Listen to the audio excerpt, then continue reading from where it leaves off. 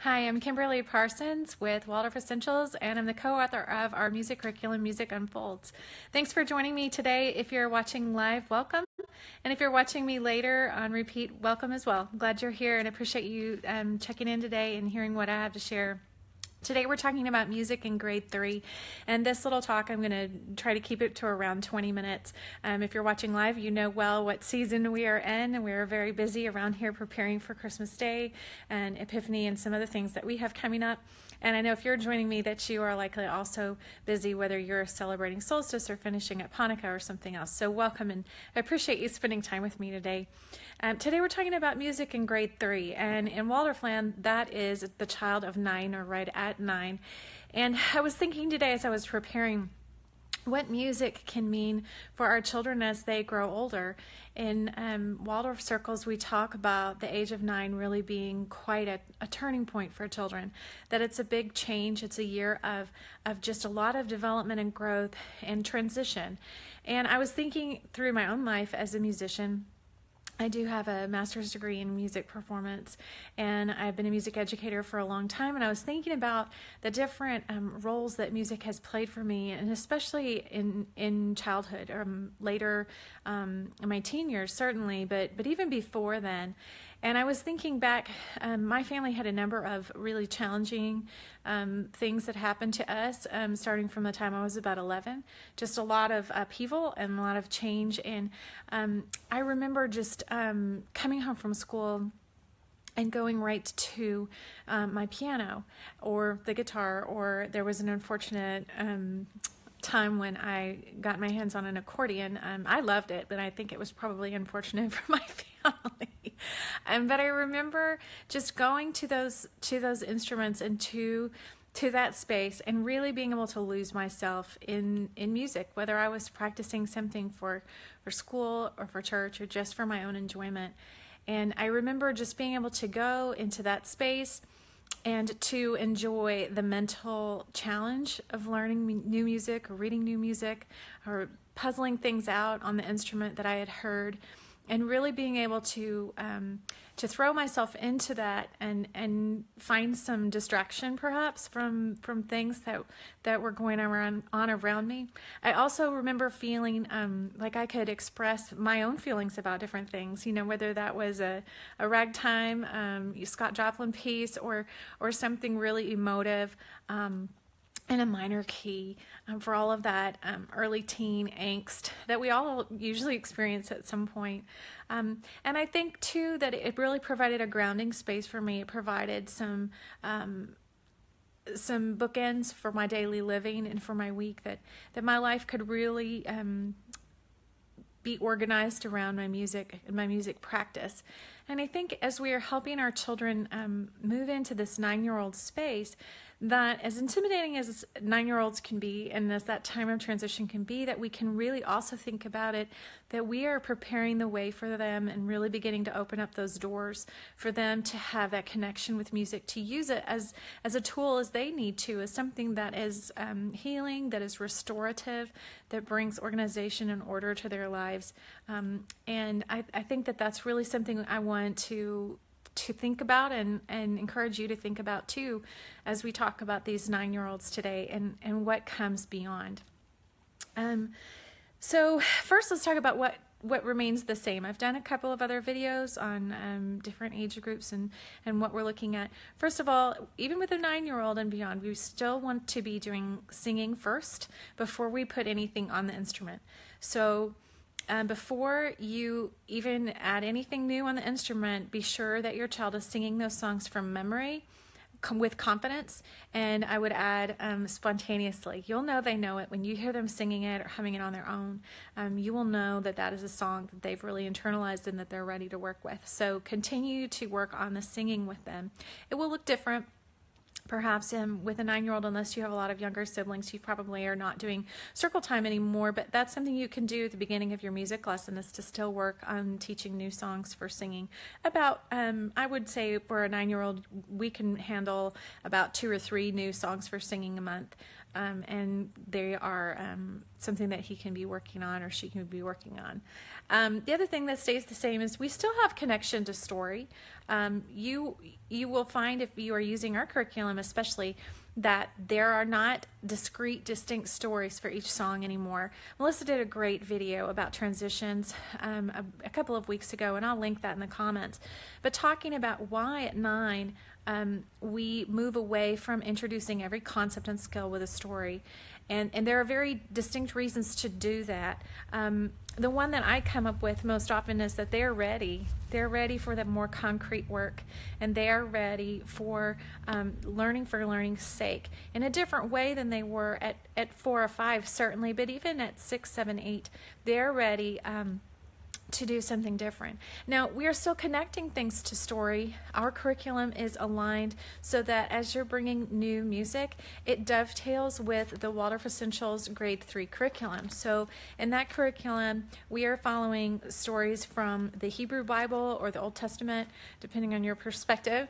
And we are also talking about occupations such as farming and pioneer life and that kind of thing. You'll see a lot of Waldorf families are doing things from Little House on the Prairie and those kinds of things. And so as we chose music for the grade 3 year, you'll see that those dovetail with the blocks from the Waldorf Essentials curriculum. So it's still tied to the story content that you're using, but we're not going to be introducing every concept with a story. And I think Melissa did a great job of explaining that in her video that I'll link in the comments. The other thing that is the same is that we continue in that grade 3 year, the year of 9, that we are still working on slow incremental progress. We are still not pushing our children to become, just to learn it all in 6 months' time. We are going to take our time and make sure that they have mastered it and that they understand it before moving on to the next skill or concept. And that's all built into the curriculum for you as well. But just know that grade 3 is not, in those 3 ways, any different. We're still doing singing first. We are still using story to tie it in, although not as specifically as we did in grades 1 and 2 in the curriculum, and we are still going for slow and incremental progress. So let's talk about how it's different, because it is very, very different in grade 3. First of all, the biggest change happens, and we've written it into our curriculum halfway through. We're changing from the pentatonic flute to the diatonic flute. Now, if you've been on a recorder the whole time, this is not any change for you. You're just adding some new notes that you'll be playing. But if you have been using, for example, the Koroi pentatonic flute, then you will actually be changing instruments. So the diatonic flute is the one that has all the notes of the scale. Pentatonic, as you might guess from the prefix penta, means that it only has 5 notes. Actually, it plays more than 5 notes, but 2 of them are duplicates, so the high ones and the low ones. So if you're on a Koroi flute, you're going to be changing instruments midway through the year. That's a huge change. They've already been singing songs that include all of the notes of the scale, but now this year they'll be changing to playing those notes as well eventually on the diatonic flute or recorder. So in our curriculum, we've written in when we think that you should introduce that instrument and how to go about doing that, perhaps. But it happens midway through. That's a big difference in grade 3, is switching to the diatonic instrument. And I also discuss in the curriculum a lot about why I love that Steiner's indications for the 9-year-old include the full notes of the scale, and how I think that reflects on the child's development, and just my own ponderings on it and my own meditations on it. And I think you would find that really very interesting. Also in 3rd grade, something that's very different is we're now going to be moving to using the concrete terms and to reading notation. Up until grade 3, everything that you've been teaching them will have been done by rote, that's R-O-T-E, not W-R-O-T-E. That's all by eye and ear. So when you've been sitting down to teach them a song, you've just been teaching them those words, and then you've been putting on the instrument just by them watching your fingers and playing along with you and going back and forth. In 3rd grade, you're going to be moving to where they can learn to read the music for themselves and you're going to be giving them concrete terms for things that they have already been experiencing. So this is really where you get to see the beauty of the Waldorf method that you've been using in other aspects, but now we're going to be using that in music. So for example, one of the first concepts that we name for the children is the steady beat. Now likely they've already been experiencing this, and we guide you through the steps of how to bring that forward into their consciousness, to give that a name, and for them to continue working with that name and continue practicing that. We have on the online gallery, if you purchase our curriculum, you'll be able to see an idea for a main lesson book page for your grade 3 student on steady beat, and that gives you some ideas there. In grade 3, the students will start keeping a main lesson book for music, and that is where they will keep pages that where they can show their understandings of different concepts and terms that you'll be introducing, as well as writing some of their own practice exercises. So just like in reading Waldorf style, where they learn to read by writing their writing and then reading their own writing, they'll be doing that in music too. This is not your typical exercise book where we have given you pages of exercises playing B, playing A, and playing G, B, A, B, A, G, B. We don't do that. This is, your child will be writing some exercises for herself or himself in their main lesson book for practice and for playing as you introduce these concepts.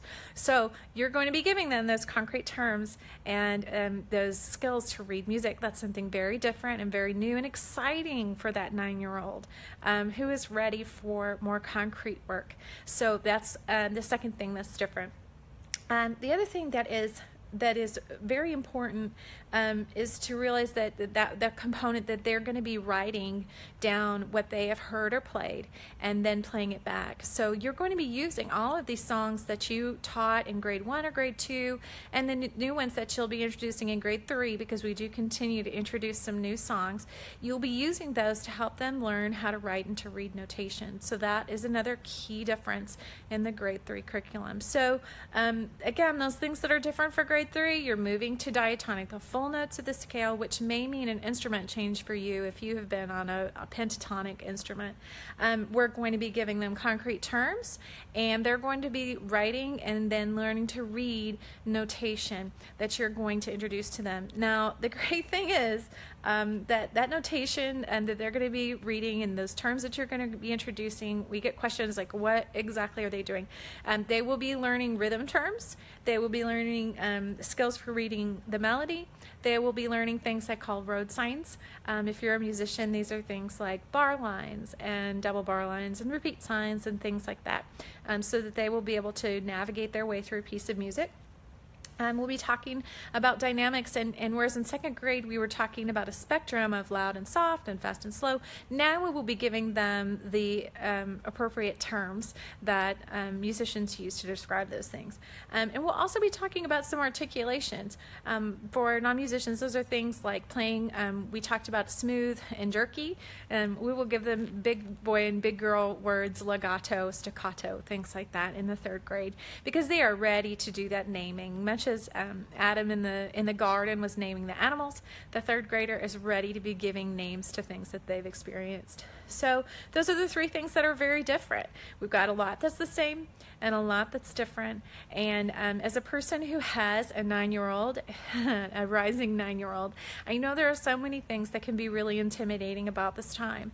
And I'm really personally looking forward to bringing to him those concrete ideas and terms and helping him to name those things that he's already experienced, to give him those little signposts perhaps through the wilderness or the desert of his 9-year change and beyond. And I'm really hopeful that giving him the gift of music reading and the ability to write down what he hears and to hear what he is seeing, that those things will become a gift to him through his teenage years for expression, for being able to feel grounded and organized, and those are the gifts that I'm hoping to bring to him. So I told you this would be a short little video during this very busy season for many people.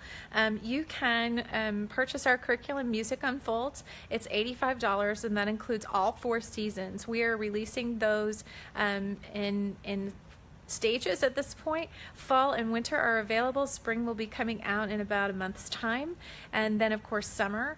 And right now that's a digital course. Eventually it will be available in hard copy.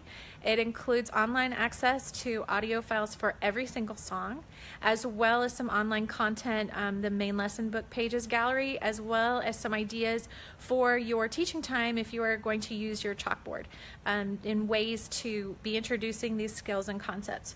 And if we add any supplementary materials at a later date, then your purchase includes those things as well. You can purchase that at waldorfessentials.com/music-unfolds-curriculum / and I will also link that in the comments. But as we head into this holiday season, I wish you all the best, and I hope for a very wonderful new year full of music and full of music learning for you. Please do get in touch. I always love to hear from people who are using our curriculum, and I hope you have a great afternoon. Thanks.